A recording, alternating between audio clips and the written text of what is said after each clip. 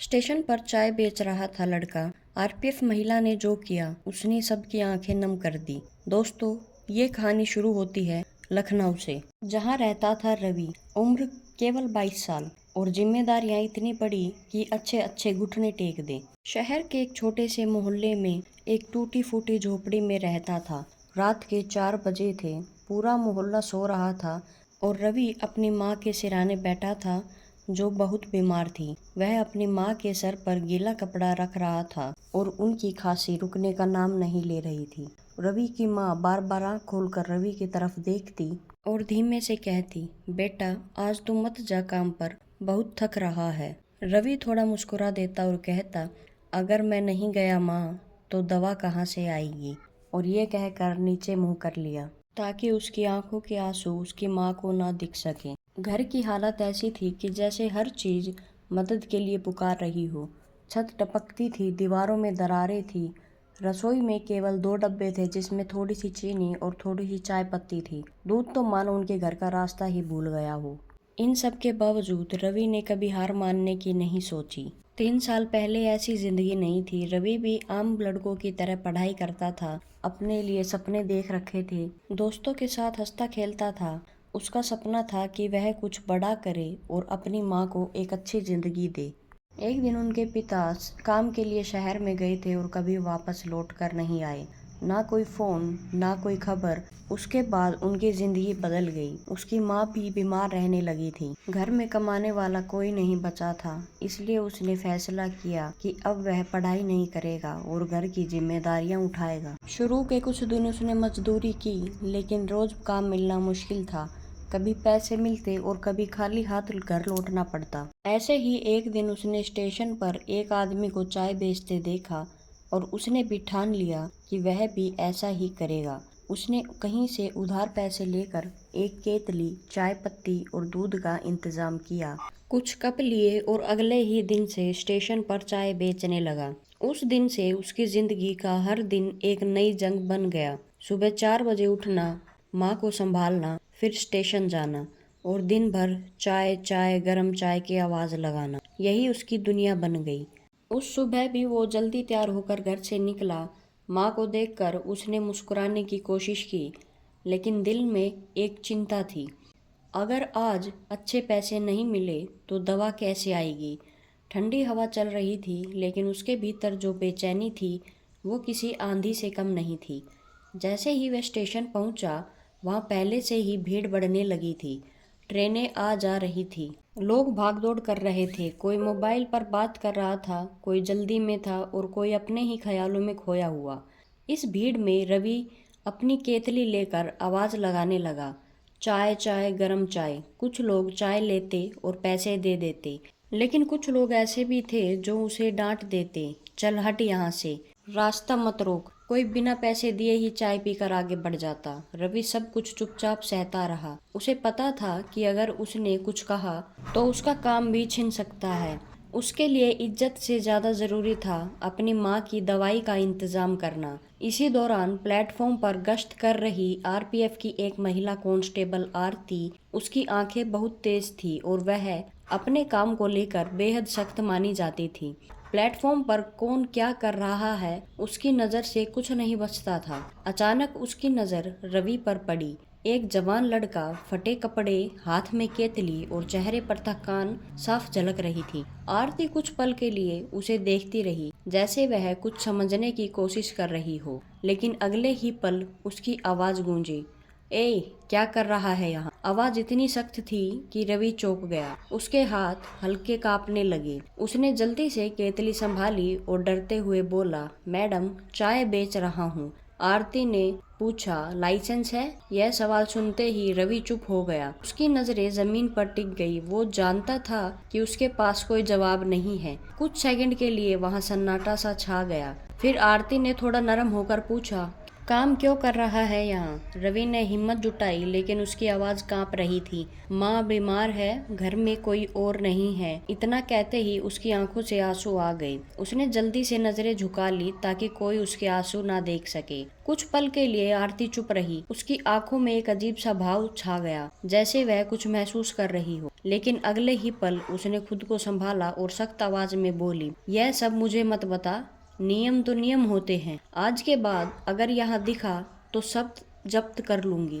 यह सुनकर रवि के पैरों तले जमीन खिसक गई। उसकी आंखों से आंसू बहने लगे, लेकिन उसने कुछ नहीं कहा। उसने चुपचाप अपनी केतली उठाई और धीरे धीरे प्लेटफॉर्म से नीचे उतरने लगा। हर कदम जैसे भारी हो गया था। उसे लग रहा था कि आज उसकी आखिरी उम्मीद भी टूट गई।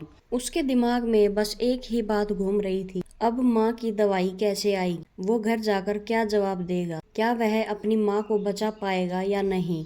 रवि दूर जाता रहा, लेकिन पीछे खड़ी आरती उसे देख रही थी। इस बार उसके चेहरे पर सख्ती नहीं थी, बल्कि एक गहरी सोच थी, जैसे वह अपने ही किसी पुराने दर्द को याद कर रही। उसकी आंखों में हल्की सी नमी थी, जिसे उसने तुरंत छुपा लिया। रवि स्टेशन से बाहर निकलकर प्लेटफॉर्म के किनारे बने एक पुराने बेंच पर बैठ गया। उसकी आंखों से आंसू लगातार बह रहे थे, लेकिन अब उन्हें पूछने की ताकत भी नहीं बची थी। हाथ में पकड़ी केतली जैसे उसकी मजबूरी का मजाक उड़ा रही थी। कुछ देर पहले तक यही केतली उसकी उम्मीद थी और अब वही उसके लिए बोझ बन गई थी। उसके दिमाग में बार बार आरती की सख्त आवाज गूंज रही थी, आज के बाद अगर यहाँ दिखा तो सब जब्त कर लूंगी। रवि ने दोनों हाथों से अपना चेहरा ढक लिया। वह खुद से ही सवाल कर रहा था, अब क्या करूं? माँ को क्या कहूँगा? दवाई कैसे लाऊंगा? ठंडी हवा चल रही थी, लेकिन उसके अंदर जो डर और बेबसी थी वह किसी तूफान से कम नहीं थी। कुछ ही देर बाद उसने खुद को संभालने की कोशिश की और धीरे धीरे उठ खड़ा हुआ। केतली उठाई और भारी कदमों से घर की तरफ चल पड़ा। रास्ते भर वो चुप था। भीड़ भाड़, गाड़ियों का शोर, लोगों की आवाजें, सब कुछ जैसे उससे बहुत दूर हो गया था। उसके मन में बस एक ही बात थी, आज वह खाली हाथ घर जा रहा है। जब वह घर पहुंचा तो माँ दरवाजे के पास बैठी ही उसका इंतजार कर रही थी। जैसे ही उसने रवि को देखा, हल्की सी मुस्कान आई और उसने पूछा, आ गया बेटा? आज देर हो गई। रवि ने नजरें चुरा ली और धीरे से बोला, हाँ माँ, आज काम थोड़ा था। उसने कोशिश की कि उसकी आवाज सामान्य लगे, लेकिन उसकी आंखों की नमी छुप नहीं सकी। माँ समझ गई कि कुछ ठीक नहीं है, लेकिन उसने कुछ नहीं पूछा। माँ अक्सर ही होती है, वह बिना बोले सब कुछ समझ जाती है।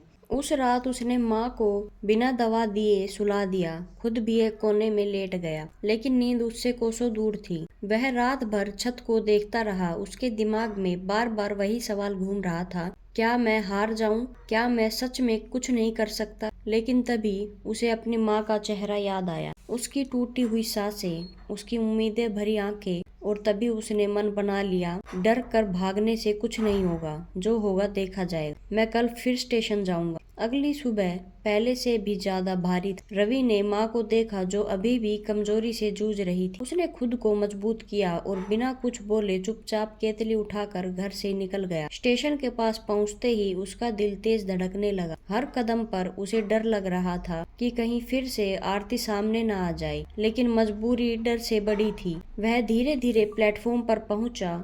चारों तरफ नजर दौड़ाई, आरती कहीं नहीं दिखाई दी। उसने राहत की सांस ली और धीरे से आवाज लगाना शुरू किया, चाय चाय गरम चाय। उसकी आवाज में पहले जैसा आत्मविश्वास नहीं था। हर बार आवाज लगाते हुए वह धीरे धीरे देखता, जैसे कोई उसे पकड़ने वाला हो। कुछ ही देर में 2-3 लोग ने चाय ली। थोड़े पैसे मिले तो उसके चेहरे पर हल्की सी उम्मीद की झलक आई। उसे लगा शायद आज सब ठीक हो जाएगा, लेकिन तभी पीछे से एक जानी पहचानी आवाज आई, मैंने क्या कहा था कल? रवि के हाथ कांप गए। उसने धीरे से मुड़कर देखा, सामने आरती खड़ी थी। उसका चेहरा फिर से सख्त था। रवि के गले से आवाज ही नहीं निकली। वह कुछ कह पाता उससे पहले ही उसके हाथ से एक कप गिर गया और चाय जमीन पर फैल गई। मैडम, मैं वो हकलाते कहने लगा। आरती कुछ कदम आगे बढ़ी। रवि ने सोचा, अब सब खत्म, अब उसकी केतली भी चली जाएगी, उसका आखिरी सहारा भी खत्म हो जाए। लेकिन तभी कुछ ऐसा हुआ जिसकी उसने उम्मीद भी नहीं की थी। आरती ने उसके हाथ से केतली नहीं छीनी, बल्कि चुपचाप उसे देखने लगी। कुछ सेकंड तक दोनों के बीच खामोशी रही।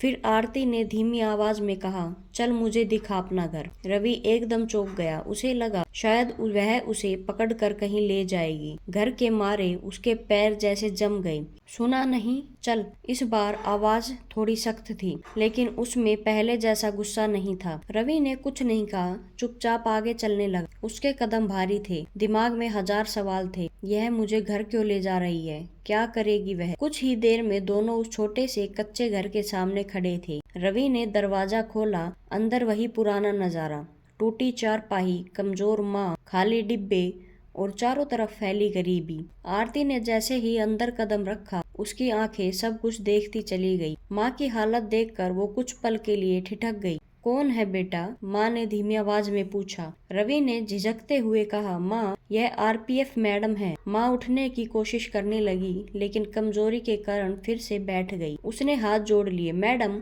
अगर इससे कोई गलती हो गई हो तो माफ कर दीजिए। यह मजबूरी में काम करता है। आरती कुछ नहीं बोली, बस चुपचाप सब देखती रही। उसकी आंखों में अब शक्ति नहीं थी, बल्कि एक गहरा दर्द था। शायद उसे अपने पुराने दिन याद आ गए थे। शायद उसने भी कभी ऐसा ही कुछ झेला था। कुछ सेकंड बाद उसने गहरी सांस ली और बाहर आ गई। रवि भी पीछे पीछे बाहर आ गया। उसका दिल जोर जोर से धड़क रहा था। मैडम, अब मैं नहीं आऊंगा स्टेशन, उसने डरते हुए कहा। आरती ने उसकी तरफ देखा और इस बार उसकी आंखों में एक अलग ही चमक थी। वो धीरे से बोली, कल सुबह 6 बजे स्टेशन आना। रवि चौंक गया, लेकिन मैडम, वो कुछ समझ नहीं पा रहा था। आरती ने उसकी बात काट दी और साफ आवाज में कहा, कल से तू चाय बेचेगा, लेकिन मेरे हिसाब से और इज्जत से। यह सुनकर रवि को कुछ समझ नहीं आया कि यह वही आरती है जो कल उसे भगा रही थी या कोई और। उसकी आंखों में आंसू आ गए, लेकिन इस बार उन आंसुओं में डर नहीं बल्कि उम्मीद थी। उसे अभी भी समझ नहीं आ रहा था कि कल क्या होने वाला है, लेकिन इतना जरूर था कि शायद उसकी जिंदगी बदलने वाली है। अगली सुबह रवि की आंखें अलार्म से पहले ही खुल गई। रात भर उसे ठीक से नींद भी नहीं आई थी। बार बार वही शब्द उसके कानों में गूंज रहे थे, कल से तू चाय बेचेगा, लेकिन मेरे हिसाब से और इज्जत से। उसे समझ नहीं आ रहा था कि आज स्टेशन पर उसके साथ क्या होने वाला है। डर भी था और एक छोटी सी उम्मीद भी। उसने माँ की तरफ देखा। माँ अभी भी सो रही थी, लेकिन उसकी सांसें पहले से थोड़ी स्थिर लग रही थी। रवि ने धीरे से उसके सिरहाने पानी रखा, एक पुराना सा कपड़ा ठीक किया और चुपचाप घर से निकल गया। आज उसके कदम कल से अलग थे, थोड़े तेज, थोड़े घबराए हुए और थोड़े उम्मीद से भरे हुए। जब वह स्टेशन पहुंचा तो 5:55 हो रहे थे। प्लेटफॉर्म पर हल्की हल्की भीड़ जुटने लगी थी। रवि ने चारों तरफ नजर दौड़ाई, लेकिन आरती कहीं दिखाई नहीं दी। उसका दिल फिर तेजी से धड़कने लगा। कहीं उसने मजाक तो नहीं किया, या फिर आज मुझे पकड़कर सजा देगी। वह वहीं एक खंबे के पास खड़ा होकर इंतजार करने लगा। तभी पीछे से एक शांत लेकिन मजबूत आवाज आई, आ गया तू? रवि ने तुरंत मुड़कर देखा। सामने आरती खड़ी थी, लेकिन आज उसके चेहरे पर कल वाली सख्ती नहीं थी। उसके हाथ में एक छोटा सा बैग था। रवि कुछ बोल नहीं पाया, सब चुपचाप खड़ा देखता रहा। चल मेरे साथ आ, आरती ने कहा। रवि उसके पीछे पीछे चलने लगा। कुछ ही कदम आगे बढ़े होंगे कि रवि की नजर एक छोटी सी जगह पर पड़ी, जहाँ एक साफ सुथरी मेज रखी थी। उसके ऊपर एक नई केतली, कुछ साफ कप और एक छोटा सा बोर्ड लगा था, रवि टी स्टॉल। रवि की आंखें फैल गई। उसने अपनी आंखों पर यकीन नहीं हुआ। उसने धीरे से बोर्ड को छुआ, जैसे वह कोई सपना हो और जो कहीं टूट न जाए। आरती ने हल्की मुस्कान के साथ कहा, अब तू भाग भाग कर चाय नहीं बेचेगा, यहीं खड़ा होकर इज्जत से बेचेगा। रवि की आंखों से आंसू बहने लगे। उसने कभी सोचा भी नहीं था कि कोई उसके लिए इतना कुछ करेगा। वह कुछ बोलना चाहता था, लेकिन उसके शब्द जैसे गले में ही अटक गए थे। लेकिन मैडम, ये सब आपने क्यों? आखिरकार उसने पूछा। आरती कुछ पल के लिए चुप रही, फिर धीरे से बोली, हर किसी की जिंदगी में एक वक्त आता है जब उसे किसी की जरूरत होती है। मुझे उस वक्त कोई नहीं मिला, लेकिन मैं नहीं चाहती कि तेरे साथ भी वही हो। यह सुनकर रवि और भावुक हो गया। उसने तुरंत झुककर आरती के पैर छू लिए। आपने तो मेरी जिंदगी बदल दी मैडम। आरती ने जल्दी से उसे उठाया। ऐसा कुछ नहीं किया मैंने, बस इंसानियत निभाई है। उसी समय आसपास खड़े लोग यह सब देख रहे थे। जो लोग कल तक रवि को दुत्कारते थे, आज वही लोग उसकी तरफ इज्जत से देख रहे थे। कुछ लोग पास आकर चाय लेने लगे। रवि के हाथ कांप रहे थे, लेकिन इस बार डर से नहीं बल्कि खुशी से। एक चाय देना भाई, एक आदमी ने मुस्कुराते हुए कहा। रवि ने जल्दी से चाय बनाई और कप आगे बढ़ाया।